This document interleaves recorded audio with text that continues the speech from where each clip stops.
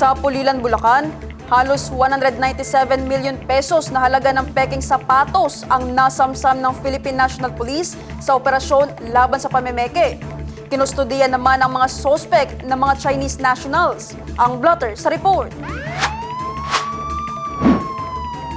Ayon sa ulat ng pulisya, isinagawa ang search warrant kaugnay ng paglabag sa Republic Act 8293 o Intellectual Property Code of the Philippines.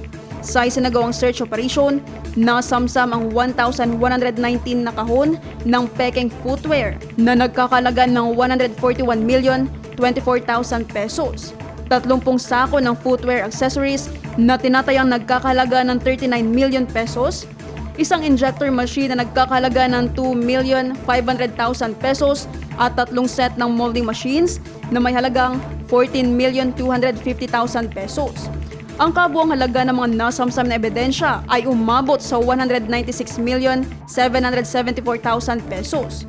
Ang mga suspect na sangkot sa operasyon ay pawang mga Chinese national at kasalukuyang nasa kustodiya ng CIDG RFU3 para sa karagdagang investigasyon. Ang mga nakumpiskang peking produkto at makinarya ay sinailalim na sa wastong turnover sa mga kinaukulang ahensya para sa tamang disposisyon.